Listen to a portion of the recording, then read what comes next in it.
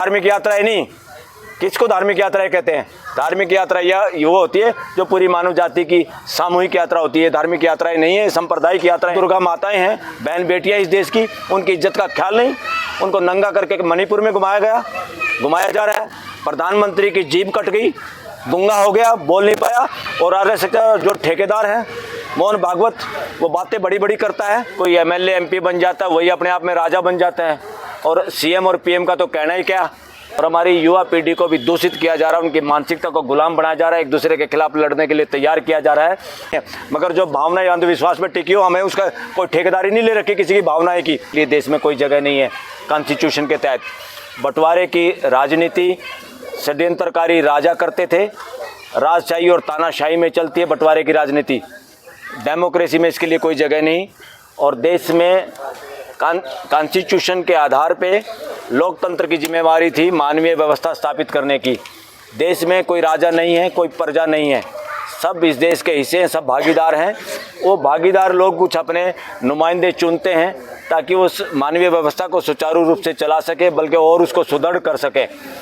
मगर हो क्या रहा है, कोई एमएलए एमपी बन जाता है, वही अपने आप में राजा बन जाता है। और सीएम और पीएम का तो कहना ही क्या, वो तो इस तरह से व्यवहार करते हैं, उनकी तो अकड़ और उनके गर्दन में तो सरिया इतना आ जाता है। मिश्रा जी को मारना ठीक नहीं था। देखो, मारे गए, ब्राह्मण मारा गया सर। ब्राह्मण मारा गया हो या कोई भी XYZ मारा गया हो, इस देश का बेटा था। इस देश का कोई भी बच्चा ना आतंकवादी है, ना अलगाववादी है, ना बदमाश है, ना गुंडा मवाली है। ये जो कुछ हो रहा है, इस देश में जहर फैलाया जा रहा है और हमारी युवा पीढ़ी को भी दूषित किया जा रहा है, उनकी मानसिकता को गुलाम बनाया जा रहा है, एक दूसरे के खिलाफ लड़ने के लिए तैयार किया जा रहा है, जैसे इस देश के लोग आपस में दुश्मन हो। इसके लिए सारी की सारी जिम्मेवारी इस देश की पॉलिटिक्स की है। और ख़ासतौर पर आज के दिन जो बहराइच में हुआ, प्रशासन की जिम्मेवारी है, सरकार की जिम्मेवारी है। और सरकार किन लोगों के हाथ में है, व्यवस्था चलाने की जिम्मेवारी आज किसके हाथ में है? बीजेपी के हाथ में है। उस बीजेपी के पीछे कौन संगठन है? आरएसएस है, जो अपने आप को राष्ट्रीय स्वयंसेवक संघ कहता है। देश में वो बदनाम हो चुका है, देश उसको राष्ट्रीय सर्वनाश संघ कह रहा है, क्योंकि वो चरित्र निर्माण की बात करते हैं।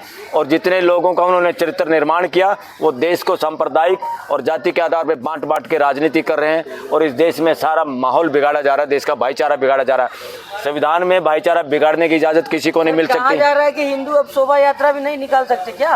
अरे ना हिंदू, ना मुसलमान, ना सिख, ना ईसाई, अगर इनकी शोभा यात्रा में इस देश के बच्चे मारे जाएंगे तो किसी की शोभा यात्रा नहीं निकलने दी जाएगी। ये यात्राएं शोभा यात्राएं शोभा है या देश के लिए घृणित यात्राएं हैं? ये शोभा यात्रा क्या होती है? जिससे भाईचारा बढ़े। शोभा यात्रा क्या होती है? जिससे हर घर में खुशहाली आए। शोभा यात्रा क्या होती है? जिसमें समाज में समानता आए। ये शोभा यात्रा है कि बदमाशी यात्रा है? कोई शोभा यात्राएं नहीं। ये किसी दुर्गा पूजा के नाम पे प्रेजेंट में जो जिंदा दुर्गा माताएं हैं, बहन बेटियां इस देश की, उनकी इज्जत का ख्याल नहीं। उनको नंगा करके मणिपुर में घुमाया जा रहा है। प्रधानमंत्री की जीभ कट गई, गूंगा हो गया, बोल नहीं पाया।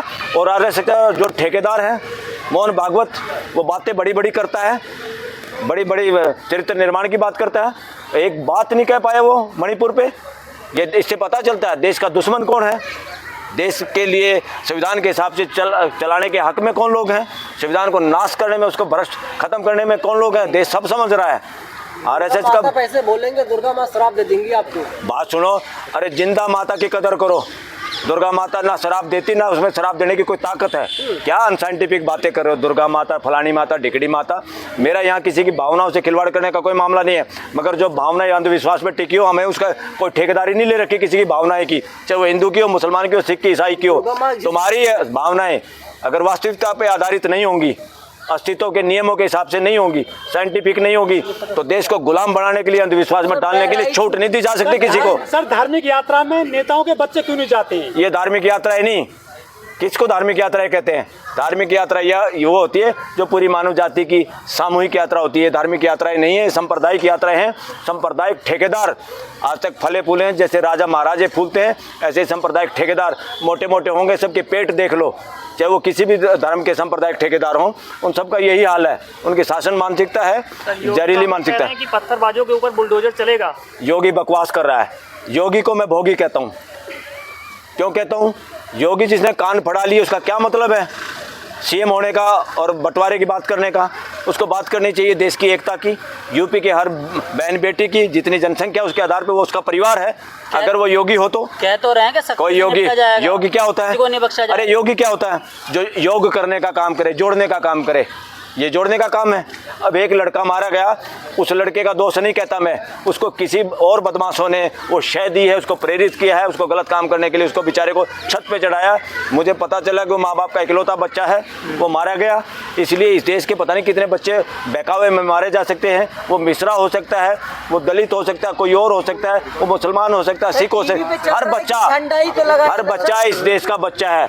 उस माँ बाप को अपना बच्चा चाहिए। उसके बदले में अगर योगी कहता बदला लिया जाएगा, उसके बदले में अगर 10 का इनकाउंटर कर दोगे तो 10 और माताओं को, माता पिताओं को उजाड़ोगे आप बदमाश लोग हो। कानून व्यवस्था न्याय आंख के बदले में आंख नहीं हो सकती। पूरा परिवार, पूरा समाज, पूरा देश अंधा हो जाएगा। ऐसे बदमाशों से बचो, चाहे वो चीफ मिनिस्टर हो, चाहे प्राइम मिनिस्टर हो। ऐसे योगी वोगी को योगी कहने की जरूरत नहीं है। ये योगी जोड़ने का नाम है, इसका कुछ भोगी भी नहीं कहना चाहिए। भोगी तो पारिवारिक व्यवस्था को कहते हैं। ये कुछ और नाम होना चाहिए, इसका ढूंढना चाहिए नया अक्षर कोई। चल झंडा ही तो लगा दिया था, कोई गोली मारने की क्या जरूरत थी? झंडा था कि गोली किसने मारी है? किसको पता किसने गोली मारी है? इस देश के इंटेलिजेंस एजेंसी के लोगों को गिरफ्तार करना पड़ रहा है। किसी उसको सो कॉल्ड जिसको आतंकवादी कह रहे हैं, कोई पन्नू, उसको मारने की षड्यंत्र यहीं का जो हमारी इंटेलिजेंस के लोग हैं। इस देश का सबसे बड़ा दुर्भाग्य ये है लोकतंत्र का। आज तक हमारी जो इंटेलिजेंस एजेंसी है, जिसपे हजारों करोड़ रुपया खर्च करते हो अपने प्रोजेक्ट में, उनका काम है देश की सुरक्षा करने का, उनको ये मदारी के बंदर की तरह अपनी सरकार चलाने के लिए, अपोजिशन की आवाज़ दबाने के लिए, लोगों के फ़ोन टेप करने के लिए, लोगों की हत्याओं कराने के लिए इस तरह के इस्तेमाल की खबरें आ रही हैं और इस तरह का आरोप है। और वकीलों बिरादरी में ये बिल्कुल जग जाहिर है कि मिसयूज हो रहा है हमारी इंटेलिजेंस एजेंसियों का भी। देश को बांटने में, अपने इलेक्शन जीतने के चक्कर में इंटेलिजेंस एजेंसी का दुरुपयोग हो रहा है। सारे षड्यंत्र किए जाते हैं और नाम किसी का और रखा जाता है। कई बार तो बेचारे जो यात्रा ऑर्गेनाइज करते हैं उनको भी पता नहीं होता, ना दूसरे पक्ष को पता होता, बीच में कोई और करके जाता है काम, क्योंकि वो मिले जुले होते हैं। अभी तो बता दिया ना, अमेरिका कनाडा आरोप लगा रहा है कि इवन जेल में बंद सो कॉल्ड जिनका नाम अपराधी ये लोग कह रहे हैं कि उनसे मिले हुए हैं अमित शाह भी, या कोई गृह मंत्री या कोई और, इस तरह के आरोप लग रहे हैं देश में। ये बहुत खतरनाक आरोप हैं। और देश में इस वक्त जो लोग सत्ता में हैं उनकी हिस्ट्री देख लो, हिंसा के आधार पे, बंटवारे के आधार पे, और किसी ने तो कईयों ने तो उनको मौत का सौदागर तक कहा। तो इस तरह के आरोप ये क्यों लगा रहा देश? सर 2018 में चंदन गुप्ता भी मारे गए थे तिरंगा यात्रा में से, हिंदू निशाने पर क्यों आ गए उत्तर प्रदेश में? अरे चंदन गुप्ता तिरंगा यात्रा कौन सी? ये नई नई यात्रा कहाँ से आ रही है? ये तिरंगा चंदन गुप्ता की बपोती है क्या? उसी की बपोती था क्या? ये तिरंगा जितना चंदन गुप्ता का है, जितना नरेंद्र मोदी का, जितना अमित शाह का, उससे ज्यादा आम आदमी का है। ये किसी के बाप की बपोती नहीं, ये देश और ये देश का झंडा। तो यात्रा नहीं निकाल सकते क्या हिंदू? ये बीजेपी को ठेका मिल गया क्या तिरंगे की? आज तक वो अपराध बोध में है और तिरंगा वहाँ तो आरएसएस के हेडक्वार्टर पर नहीं लगा है, जिसके बच्चे ही हैं। इनकी माँ कौन है? बीजेपी की आरएसएस है, जिसके बच्चे ही हैं। मतलब आरएसएस करा रही है सब कुछ। और किसका नाम होगा? जिसका बच्चा बदमाशी कर रहा होगा उसके माँ बाप को पता नहीं होगा क्या? अपने बच्चे को रोक नहीं रहा, अपने बच्चे के खिलाफ कोई नहीं बोलेगा, वो बड़ा बदमाश बनेगा। और जब बड़ा बदमाश बनता है, समाज में जाता है, जैसे शेर आदमखोर होता है, जनता में जाता है, गांव में जाता है, उसका इलाज करता है गांव, तो देश की जनता इलाज करेगी। सर डीजे बजाना गुनाह है क्या? डीजे बजाना गुनाह है क्या? डीजे बजाना तो बहुत बड़ी बदमाशी है आज के दिन। ना तो ब्याह शादियों में लोगों के आए हुए मेहमानों की बात होने देता है ये डीजे, और ये डीजे इस तरह की बकवास और गाने चलाता है, इस तरह के गाने चलाते हैं जिससे दूसरों में आक्रोश पैदा होता है, दूसरे की बदनामी होती है। डीजे साउंड पोल्यूशन में आता है। डीजे ने तो इस देश का बेड़ा गर्क कर दिया। राम का गाना चल रहा था डीजे में, राम राम के गाने चल रहे थे। एक और सुन लो, जय भीम समानता का नारा है। जय भीम किसी का नाम नहीं है। जय भीम संवैधानिक नारा है। जय भीम मानवीय व्यवस्था का नारा है। जय भीम देश को जोड़ने का नारा है। और जय श्री राम राजशाही का नारा है। जय श्री राम असमानता का नारा है। जय श्री राम मानवीय व्यवस्था का नाम है। जय श्री राम वर्णवादी नारा है। और बताओ और क्या पूछोगे? जिम्मेदार किसको मानते हैं सर बहराइच का? बहराइच का जिम्मेवार प्रशासन और सरकार को। क्या सर चुनाव में इसका असर पड़ेगा? 10 सीटों पर चुनाव उत्तर प्रदेश में पड़ना चाहिए। और हमारे लोगों को, हमारे लोग बहुत जल्दी बहकावे में आ जाते हैं मोबाइल पे देख देख के लोगों की बातें। किसी गरीब महिला से कुछ कहलवा देंगे और लोगों को लगेगा कि हमारी ये जातियों में आपस में बहुजन समाज को बांटने का बड़ा खेल है।